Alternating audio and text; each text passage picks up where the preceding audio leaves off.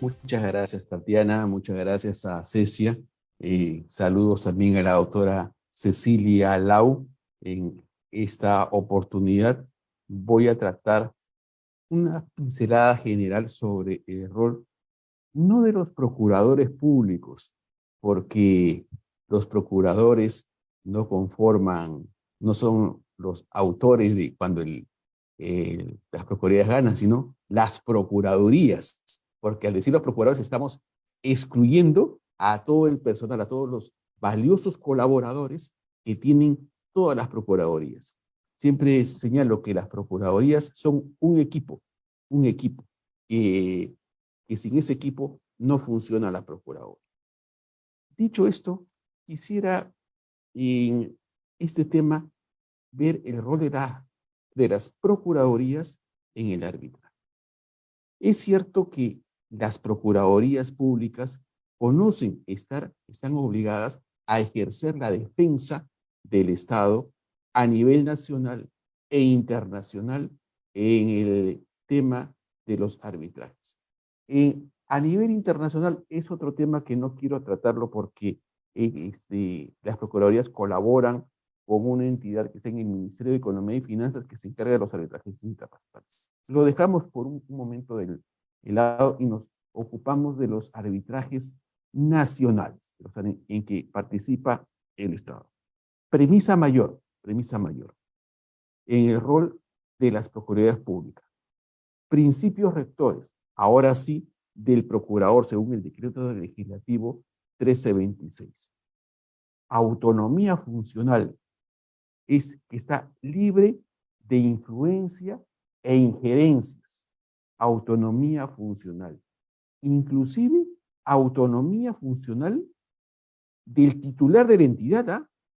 No pierdan de vista ese tema, porque el titular de la entidad puede decir A y el procurador, desde el punto de vista de la defensa jurídica de la entidad, de la misma entidad, puede tener una opinión contraria en base a su autonomía funcional. Es decir, puede opinar el procurador en contra de lo que señale el titular de la entidad. Ya sé que la doctora Cecilia Dao va a decir, sí, pero al día siguiente el titular de la entidad le pide al encargado, al presidente de la PGE, que le baje el procurador, quiero otro procurador, haga su concurso público. Pero creo yo que lo más importante es que los procuradores no deben agachar de la cabeza. Tienen que morir en sus convicciones, en sus creencias. Por eso señala principio rector, autonomía funcional. Buen funcionamiento de las procuradurías públicas. Cabe mencionar que ya se van a cumplir ya más o menos 6 años en que he renunciado al cargo de procurador público. Les puedo conversar sobre mi época, pero lo importante es lo que ustedes quieran conocer en la actualidad.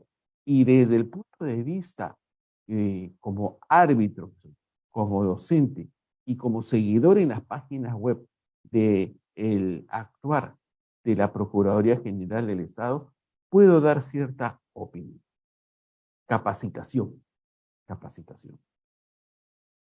Existen a nivel nacional más de 150 procuradurías del Poder Ejecutivo, municipales, regionales, y en estos momentos hay un concurso público para que accedan a ser titulares más procuradores públicos. Y lo importante en el tema es, en materia arbitral, la capacitación en temas de arbitraje. El problema existe en que la mayoría de los abogados a nivel universitario de pregrado no hemos sido formados en arbitraje y no hemos sido formados en contrataciones con el Estado. ¿Qué es lo que más se ve en arbitraje a nivel nacional? He visto la malla curricular de la gran mayoría de las entidades, salvo algunas que le dan incidencia al arbitraje. Por ejemplo, por citar algunas nada más, sin ser una un tema cerrado, la malla curricular de la Católica Santa María de Arequipa da bastante preferencia o incidencia al tema del arbitraje, al tema del arbitraje. Otro, la Universidad de Piura. 3, la Científica del Sur. Por citar algunas nada más, pero la gran mayoría, dentro de su malla curricular, tienen el curso de arbitraje como electivo o no tienen el curso de arbitraje. Y si esto es así, los egresados o los ya abogados tienen que capacitarse o tenemos que capacitarnos en el momento que asumí por el año 2011 en temas de arbitraje y en temas de contrataciones del Estado. Capacitaciones. Muy bien. Pero parte de la voluntad del mismo procurador o procuradora pública y del equipo que conforma la Procuraduría. De un tiempo a esta parte, he visto que la Procuraduría General del Estado, a diferencia en mi época que era procurador, ahora sí, la Procuraduría General del Estado, observo en redes sociales que tiene un área de capacitación a los procuradores y a los integrantes de la Procuraduría. Si bien es cierto, revisando el Facebook de la Procuraduría General del Estado, observo que hay bastantes cursos y mayor incidencia en cursos de derecho penal, cursos de derecho constitucional y analizando dicha página social, el último evento sobre arbitraje, según refiere la página de Facebook de la Procuraduría General del Estado, han habido otros seguramente, pero lo último que he podido detectar es el 28 de noviembre del 2022. Noviembre del 2022. ¿Cuál fue el tema que organizó la Procuraduría General del Estado? Problemática del arbitraje institucional. La expositora fue la doctora Orialice Espinosa Soto. En esa época, en el año 2022, noviembre. Si bien es cierto, existe un apoyo como debe existir, este apoyo, creo yo, salvo mejor parecer, resulta un poco insuficiente. ¿Por qué? Porque los temas técnicos que se ven en las procuradurías, ya seguramente lo explicará con más ampliación la doctora Lau, son demasiado técnicos. Y no basta una exposición o una capacitación de 2 horas. Es insuficiente, es insuficiente. A veces los mismos abogados tienen que ir capacitándose con su propio peculio. Y los temas de obras en temas de contratación del Estado, autoridad por resolución de reconstrucción con cambios, esto que tiene su norma especial, son más complicados, son más complejos y no se aprenden de la noche a la mañana. Para aprender el que les habla el tema de contrataciones con el Estado allá por el año 2011, tuve que asistir a charlas, a capacitaciones constantes dictadas por ingenieros, porque los ingenieros son los que manejan más el tema de obras. Tuve que aprender a leer planos, cosa que no sabía. Ahora ya más o menos como árbitro puedo defenderme en leer los planos, los diferentes tipos de planos que existen en ingeniería, capacitación. Y en tema, aparte de la capacitación, veo que existe también un apoyo por parte de la Procuraduría General del Estado a diferentes procuradurías del interior del país. Ejemplo, cuando alguna procuraduría en el interior del país, observo, tienen algún problema, son asistidos por representantes de la Procuraduría General del Estado, expertos en arbitraje, para apoyarlos. Obviamente, estos asistentes o abogados de la Procuraduría General del Estado no van a redactar la demanda o la contestación de la demanda, sino que al procurador público o a sus abogados le darán ciertas pautas para que puedan ejercer una eficiente defensa de los intereses del Estado. Capacitación. Sin capacitación, las procuradurías, entiéndase, los procuradores y sus abogados no podrán ejercer una eficaz defensa de los intereses del Estado. Segundo tema, y es lo más preocupante, la remuneración. La remuneración. En estos momentos, si ustedes entran a la página web de la Procuraduría General del Estado, existe una convocatoria pública para el cargo de procurador público en diferentes entidades, desde una municipalidad pequeña hasta un procurador de de una entidad del Estado, del Poder. Y lo que me preocupa, sinceramente, es que las remuneraciones de los procuradores públicos son como, a nivel nacional, son como un electrocardiograma. Cuando uno le hace su chequeo el corazón, no hace esas flechitas, sube, baja, así. Así está la remuneración de los procuradores públicos a nivel nacional. De lo que está publicado en las convocatorias, la remuneración más alta es del Congreso de la República para procurador público. 16.000 soles.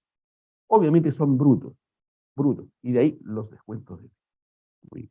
Ahí existen también remuneraciones que llevan a los 20.000 nuevos soles de pocos procuradores. Están en otro régimen. PAG, creo que se llaman. Esos procuradores no tienen vacaciones, no tienen ningún derecho. 20.000 soles.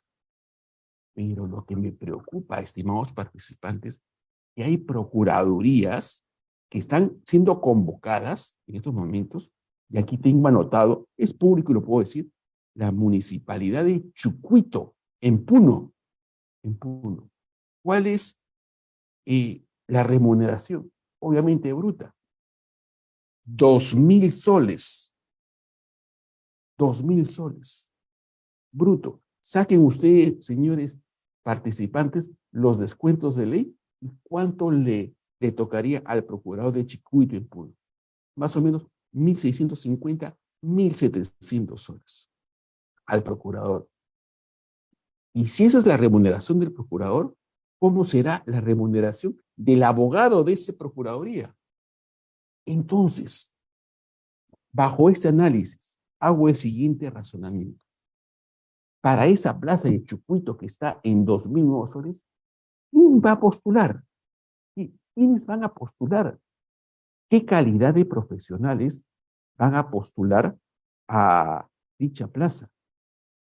Profesionales con alguna maestría en el extranjero o con alguna maestría en la Universidad del Pacífico o la Católica o la de Piura, van a postular a esa plaza de 2.000 nuevos soles. Creo que no. Yo creo que es un tema que debe tratar o debería tratar la Procuraduría General del Estado para nivelar de una u otra manera. Ya sé que cada municipalidad distrital tiene su presupuesto, es independiente. La Procuraduría General del Estado lo único que hace es que llevar el proceso de selección, punto. Pero creo yo que debe nivelar o dar pautas para nivelar las municipalidades distritales a nivel nacional, el procurador público, tanto las municipalidades, los procuradores de integrantes del Poder Ejecutivo, una suma determinada, y todos ganan igual.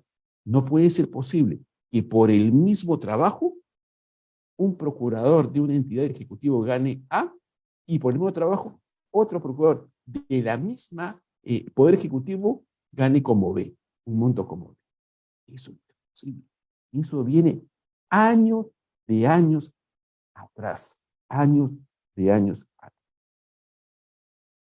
Un tercer nivel de análisis, y por eso señalé, tengan presente el tema de la autonomía funcional de los procuradores, es que de un tiempo a esta parte existe por parte de algunas procuradurías una amenaza a los árbitros. ¿En qué sentido? Y ahora ha salido últimamente en los medios de comunicación que es público. Como no le gusta a algún titular de la entidad cómo resolvió el tribunal, antes hasta hará 2 o 3 meses los recursos. Ya sabemos que por criterios no se puede arreglar. Igual los recursos. Ahora están diciendo, te denuncio penalmente. Entonces, una denuncia penal va a servir para que el tribunal arbitral cambie de criterio, cambie de su razonamiento. Bueno, un tribunal internacional renunció, pero creo yo, salvo mejor parecer, que las denuncias penales no son el mecanismo idóneo para cuestionar lo decidido por un tribunal arbitral. Por eso, en la primera parte de mi exposición, capacitación. Los integrantes de la Procuraduría deberían estar plenamente capacitados para cuestionar jurídicamente, dentro del proceso arbitral, sus resoluciones. Tienen, por ejemplo, recurso de reconsideración y solicitar que para el recurso de reconsideración, para resolver ese recurso, un tema tan delicado, pido audiencia para que se me escuche. Entonces, defiendo la posición de la entidad jurídicamente, pero no con denuncias penales. Ahora, ¿cuál es el efecto? Este tema de una posible denuncia penal ya está circulando esta noticia a nivel internacional y fíjense ustedes participantes, ¿cuál es el efecto? ¿Cuál es el efecto de esas noticias de denuncias penales que ha hecho el procurador público o que va a hacer el procurador público en el tema de inversiones? En el tema de inversiones, los inversionistas extranjeros que si invierto en el Perú y tengo algún conflicto que deba resolverse, las entidades o los procuradores van a denunciar a los árbitros penalmente. Creo que no es bueno estas denuncias penales y aparte, si uno no está de acuerdo con el accionar de de los árbitros, desde un primer momento han debido señalar que no están conformes con las designaciones, pero el criterio de los árbitros de ninguna manera puede servir para ejecutar alguna acción penal. Espero que algún integrante de la Procuraduría General del Estado tome nota de este pequeño análisis que podemos seguir ampliándolo para que mejore el rol de las Procuradurías de las Procuradurías Públicas a nivel nacional. Gracias, estimada Tatiana. Un gusto, doctor Antonio. Ahora vamos a pasar con la doctora Cecilia, por favor, la doctora Cecilia Lau. Vamos a escucharla.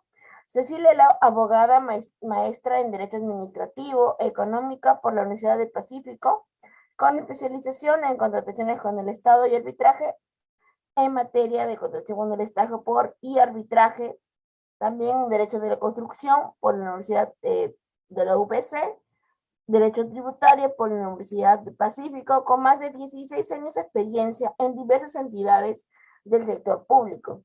Asimismo, es asesora en alta dirección y ejecución de derecho contractual y ha ejercido las defensas del Estado en arbitrajes en procuradurías del Ministerio de Vivienda y Saneamiento, asimismo en el Ministerio de Transportes y Telecomunicaciones.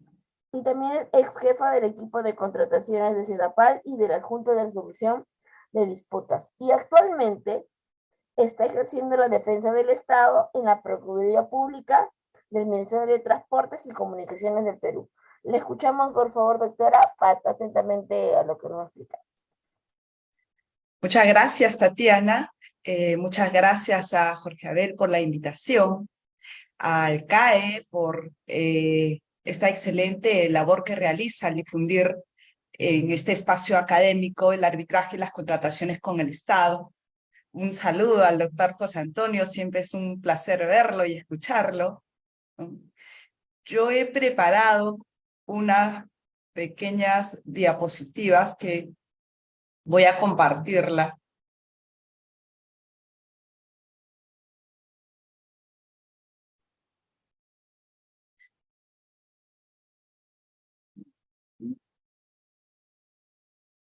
Ok. Bien. A mí me han pedido hablar sobre cómo fortalecemos las procuradurías del Estado en materia arbitral.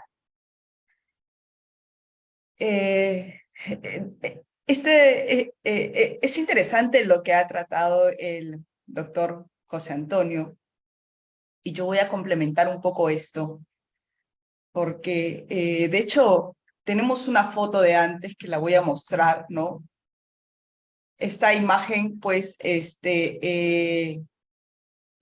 un speech que normalmente se ha quedado hasta el día de hoy, y es que había un informe de la Contraloría que salió el 2015 publicado, ¿no? Mediante el cual señalaban que de 2.796 laudos entre el 2003 y 2013, el 70% de estos laudos han sido desfavorables para el Estado. Solo el 27% favorable y el 3% terminó en una conciliación. Se concluyó mediante una conciliación. Entonces, ¿qué tenemos? Cuando alguien te pregunta, ¿y a qué te dedicas? Y tú le dices, pues yo ejerzo la defensa del Estado, normalmente te dicen, pero el Estado pierde todo, pierde todos los arbitrajes.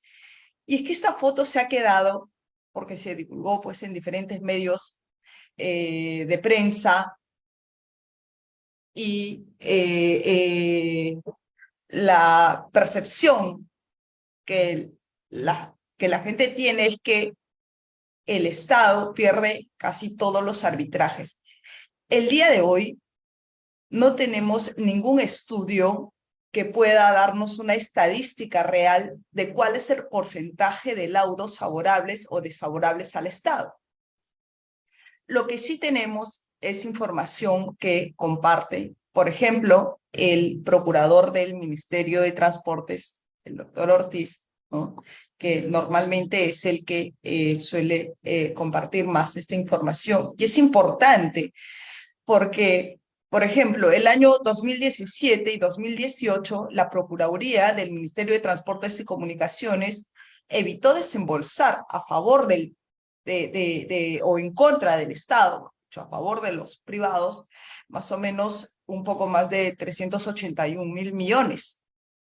Del 2019 al 2022, un aproximado de 800.000 millones. Esta data es importante porque refleja cómo es que se ha mejorado en la defensa del Estado. ¿Y qué es lo que ha ocurrido? Cuando se inician los arbitrajes en contrataciones con el Estado, tenemos unos abogados de las procuradurías que todavía no conocían la materia, ¿no? Era nuevo para el Estado los arbitrajes, era nuevo la ley de contrataciones con el Estado. Incluso para las mismas, yo aquellas fechas, por ejemplo, era abogada de entidad pública, y entonces cuando sale la ley de contrataciones con el Estado, empiezo a ver obras. Entonces, empecé a conocer la ley de contrataciones con el Estado en el mismo Estado como abogada de área de infraestructuras, y estuve muchos años trabajando en áreas de infraestructuras para poder el día de hoy tener la capacidad de ejercer una defensa adecuada respecto a materias de obras, que es el tema un poco más complejo que tenemos en los arbitrajes en contratos con el Estado. Pero ha tenido que ser todo ese proceso de aprendizaje para que el día de hoy esa foto que teníamos antes cambie. Y no solo en mi experiencia personal, sino con muchos abogados de las procuradurías, porque inicialmente, ¿de dónde ibas a sacar profesionales que tengan el expertise en arbitraje, en contrataciones con el Estado, en materias de obras? No había. Entonces, básicamente, ha tenido que ser una capacitación, no solamente en aulas, porque a veces la verdad es que aprendemos más en la práctica que en las aulas. Y entonces, eso nos ha ido reforzando para que esa foto de antes pueda ser distinta y el día de hoy haya un resultado totalmente favorable para el Estado. Lo cierto es que sí sería interesante que nuevamente la Contraloría realice un estudio, tenga una estadística, porque ahora no solamente tenemos el arbitraje y la conciliación, sino además tenemos la Junta de Resolución de Disputas.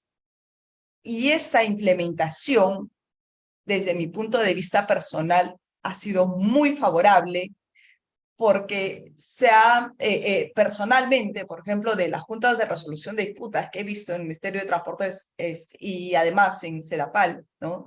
Ha sido muy favorable porque se ha ido, se va subsanando de pronto algunas decisiones erradas que puedan no ser solamente de la entidad, sino, por ejemplo, en una materia de ampliación de plazo, quien opina primigeniamente es la supervisión. La entidad recoge la posición de la supervisión y emite una resolución, pero es la supervisión quien es los ojos de la entidad, es la supervisión quien tiene en ese momento toda la información y tiene pues el alcance de si efectivamente hay un traslape en esa ampliación de plazo, si hay una afectación a la ruta crítica, si el contratista inició demorado, ¿no? Si había un desfase en el calendario de obras, etc. Él es la supervisión quien tiene toda esa información en el momento. Entonces, el coordinador de la entidad normalmente se guía por la opinión de este supervisor. Y es así que se emite una resolución, de pronto por una, y lo he visto, ¿no? A veces la supervisión tampoco tiene los profesionales adecuados y deniegan las ampliaciones de plazo cuando en algunos casos sí correspondía darlo. Y en la Junta de Resolución de Disputas se va subsanando todas estas posiciones, a veces cerradas, y ayuda a ambas partes. Es buenísimo porque ayuda a la entidad y al contratista, porque el contratista, a veces por falta de liquidez, puede patear el tablero, tratar de resolver el contrato buscando cualquier figura jurídica, y a la entidad le ayuda porque finalmente no vas a tener de pronto como resultado una obra inconclusa porque el contratista patea el tablero. Entonces, yo creo que es favorable para todos. Es favorable, pero todavía hay muchas cosas que implementar porque de hecho tenemos pues un artículo 45 ahí en la Ley de Contrataciones con el Estado que habla sobre las materias que no pueden someterse a diferentes tipos de controversias, ya sea conciliación, junta de resolución de disputa, arbitraje, ¿no? Y dentro de ellas tenemos pues las indemnizaciones o incluso las ampliaciones de plazo que deriven de denegatorias de adicionales o todo tipo de enriquecimiento sin causa indebido que se deriven de adicionales de obras, ¿no? Y de pronto el mayor problema que tenemos son los expedientes técnicos deficientes. Entonces, todavía tenemos ahí una pequeña valla que superar, porque si no podemos tratar sobre esto, definitivamente, por lo menos en una junta de resolución de disputas sería importante para poder sanear algunas situaciones que finalmente se van haciendo una bola de nieve ya en el arbitraje. Es importante para el arbitraje, por ejemplo, yo había hecho acá una pequeña ayuda de memoria, reforzar la administración contractual. Porque lo que le estaba comentando hace un momento, por ejemplo, deviene de las opiniones de la supervisión, pero sin embargo, la administración de parte de la entidad de ese contrato debe ser óptima. Si es que la entidad simplemente aplica penalidades o deniega ampliaciones de plazo sin criterio, entonces finalmente en la Procuraduría tenemos prácticamente la suerte echada.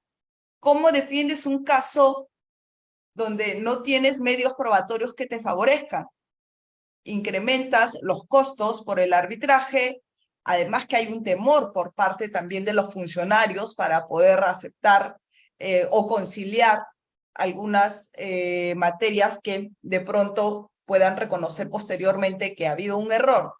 Y este temor a la Contraloría pues se genera porque hay una serie de sanciones y ahora más que antes, ¿no? Parece que fuera una, de pronto no se está aplicando los criterios adecuados porque tenemos una normativa sobreregulada en materia de ley de contrataciones con el Estado, que es buena, además que es buena en alguna parte porque tenemos también una serie de funcionarios que no deberían estar en el Estado porque hay muchos temas de corrupción y si le das capacidad de gestión, tampoco es bueno para los intereses del Estado porque terminan favoreciendo a los privados y también me ha tocado ver eso, ¿no?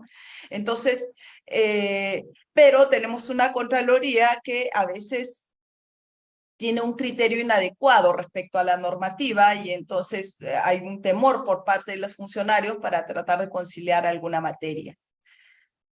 Además, de hecho, como ya mencionaba el doctor Sánchez, es importante que los abogados de las procuradurías que ejercen la defensa tengan conocimiento no solo en materia de contrataciones, que es importantísimo, ¿no? Sino también en derecho administrativo, en arbitraje, incluso en contrato civil, porque las controversias que tenemos no solamente radican de la ley de contrataciones con el Estado, sino, por ejemplo, de los contratos BID, del Código Civil, hay diferentes normativas que se aplican y todas esas tenemos que conocerlas.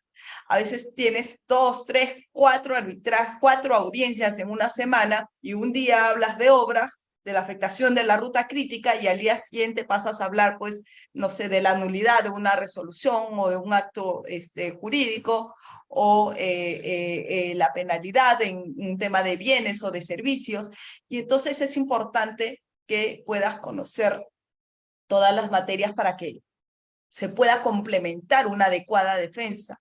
Porque de hecho, del otro lado, tienes también profesionales preparados, de estudios importantes, y entonces es necesaria esa preparación, ya sea en la práctica y además en las aulas, ¿no? Es importante. Otro tema relevante es la designación del árbitro. La designación del árbitro depende de... es tan importante porque puedes ganar o perder un arbitraje dependiendo del árbitro que estás designando. ¿Por qué digo esto? Porque tienes que elegir un árbitro imparcial.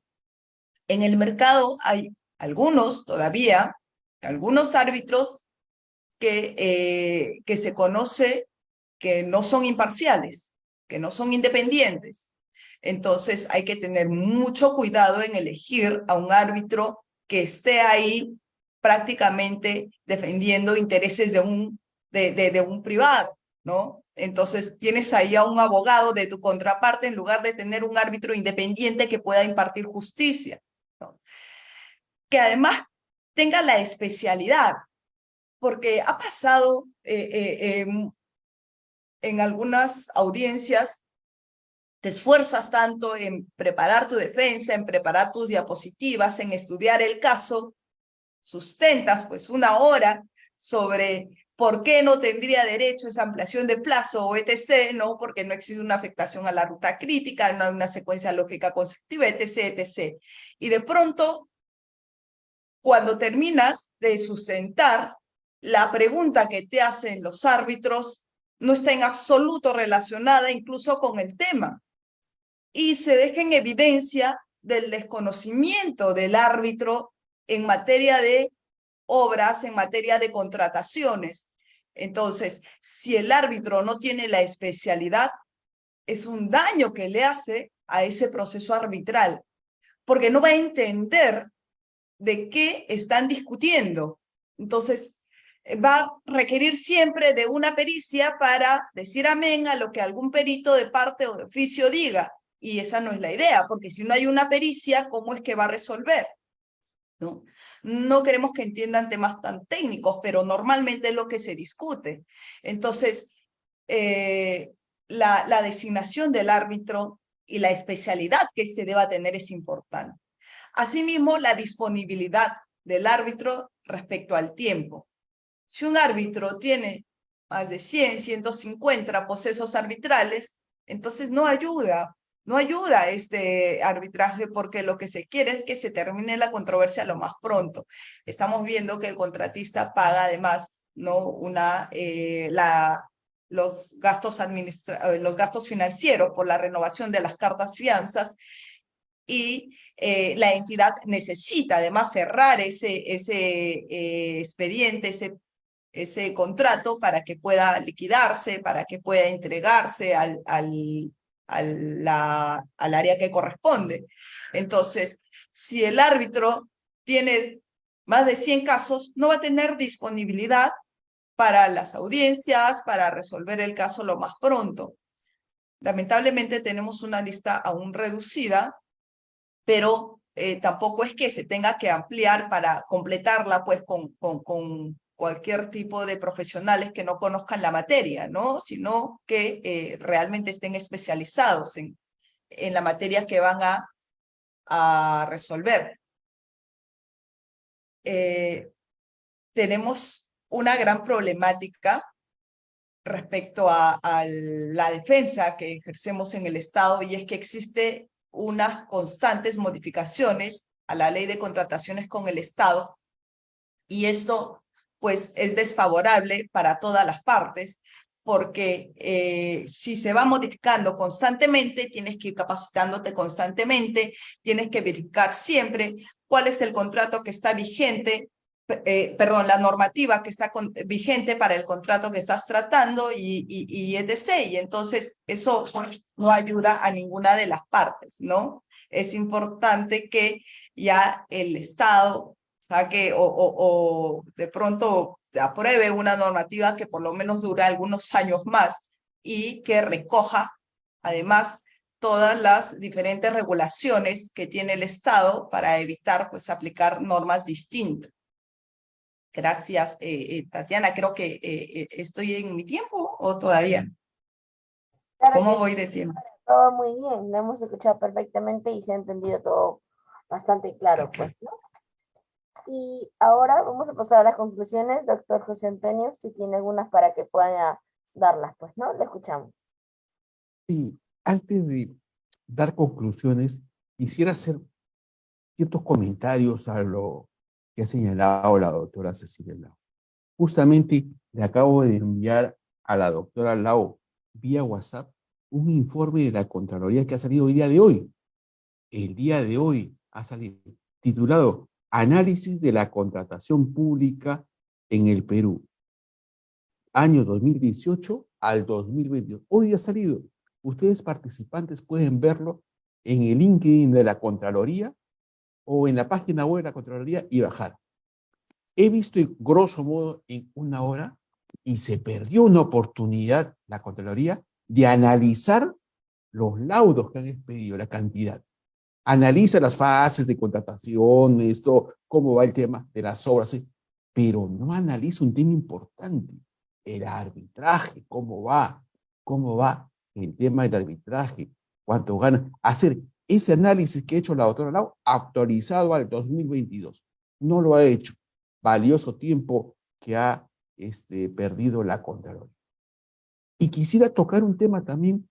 La doctora Lau ha señalado un tema, la conciliación, y lo vinculo con el antepenúltimo panel del ilustre doctor Carlos Castillo Rafael, la conciliación.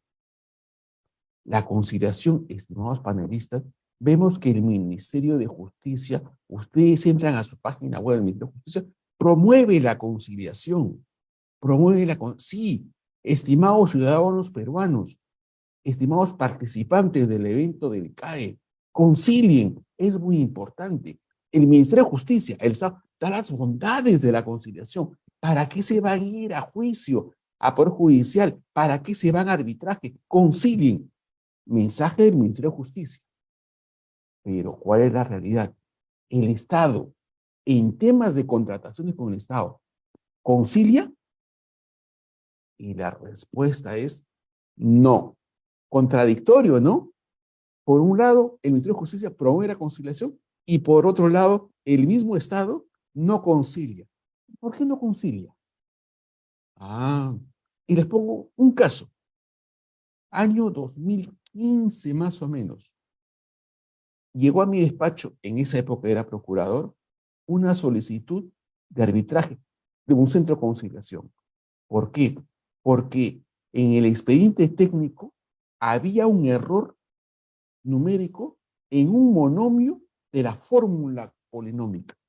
Y ese error generaba error en las valorizaciones que le estaban pagando al contratista. Un error. Conciliación. Arreglemos, contratista con entidad, arreglemos este problema. Es numérico, se han equivocado. Lo llamé a mi despacho al ingeniero que elaboró la fórmula polinómica. Ingeniero, dígame, es cierto, estamos solos acá en mi despacho. No hay grabadoras ni nada, no hay cámaras. Hay un error, porque usted lo ha hecho y usted ha leído la solicitud de conciliación.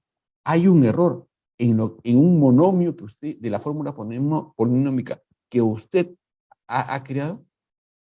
Y el ingeniero me señaló: sí, doctor, me equivoqué, lo reconozco. Entonces, fácil pues, haga usted un informe, ha habido un error y, y llegamos a una conciliación, a un acuerdo. ¿Para qué ir a un arbitraje? Porque puede demorar 6 meses, 1 año, recusan a los árbitros. Disculpe, doctor, perdón, yo no voy a hacer ningún informe. Ese error, que lo diga el tribunal arbitral.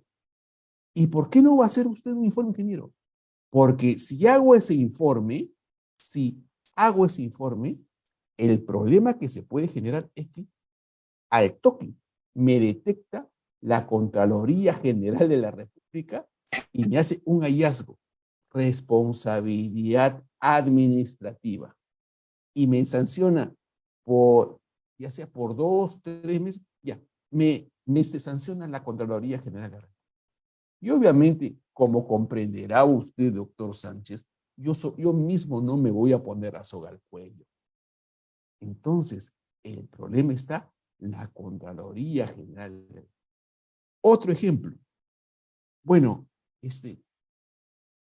algo sencillo, de números. El acreedor es la entidad y el deudor es un contratista. Págame 50,000 soles. Bueno, tengo 30,000 soles. ¿Aceptas? Y yo no tengo nada, no tengo propiedades. No, 50,000 soles. Porque si reduce de 50, si llegan a un acuerdo conciliatorio, si reduce su acreencia a la entidad de 50 a 30, llega la Contraloría. Y algo que se me ha grabado en la mente, que cada rato me decía la jefa del órgano de control: cuidado, tenga cuidado, doctor. Usted debe cautelar los intereses del Estado. ¿Y qué es eso de cautelar? No puede bajar una deuda de 50 a 30,000. Y entonces, ¿cuál es la razón de ser de la conciliación? ¿Para qué existe la conciliación? ¿Por qué el Ministerio de Justicia promueve la conciliación? Hasta ahí dejo ese tema, el primer tema, para para los participantes de este evento del CAE, para que formen su propio opinión. Segundo tema, y último, para no quitar más tiempo, está cansado los participantes de este evento. Las constantes modificaciones a la ley contractual del Estado. Estimados participantes, ¿se han dado cuenta usted que cuando existe cada presidente de la República viene con su ley de contrataciones bajo el brazo? Cada presidente trae su norma. Ahora, Dina Boluarte trae su norma bajo el brazo. Y se preguntarán, ¿por qué tantas modificaciones? Que los que redactan la norma, las normas, están desfasados de la realidad. No puede haber una sola norma, o ya sé que podrán decirme, no, doctor, el derecho cambia constantemente, pero cambia constantemente. En 10 años, constantemente, existen proyectos de la ley de contrataciones del Estado. Sé que se debe modificar algunos temas, pero no todos. Nada más, estimada Tatiana, y muchas gracias por la invitación al CAE, a Jorge Abel Ruiz Bautista y a Ceci, que está por ahí. Gracias. A usted, doctor, y por las ilustres palabras y sobre todo la forma en la que nos ha explicado, ¿no? Para poderle entender mejor el tema, pues, ¿no? Ahora, estimada doctora Cecilia, las conclusiones respecto a ese tema. Gracias. Bien, Tatiana, muchas gracias. Yo quería referirme, y lo dejé para este momento, sobre lo que está de moda ahorita, que son los árbitros de emergencia, ¿no? Tenemos muchas obras que se están paralizando gracias a las decisiones de los árbitros de emergencia.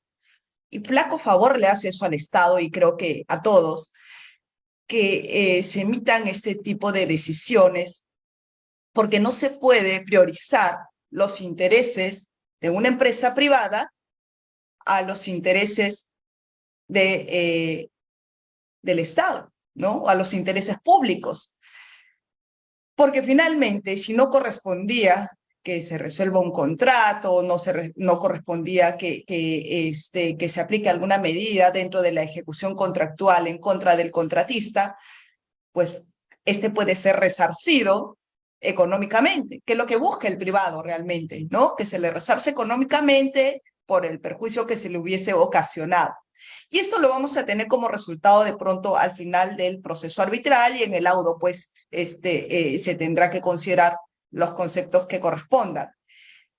Pero pedir que se paralice una obra y tomar la decisión de paralizar una obra en virtud de que no correspondía tomar esa decisión por parte del Estado, o eso ocasionaría un perjuicio al privado o al contratista X, hasta que se resuelva esa situación arbitral, o que pasen, tenemos obras que están, por ejemplo, paralizadas un año por decisión de árbitros de emergencia. Y eso es absolutamente inadecuado. Hay un criterio, pues, que no es correcto, hay un criterio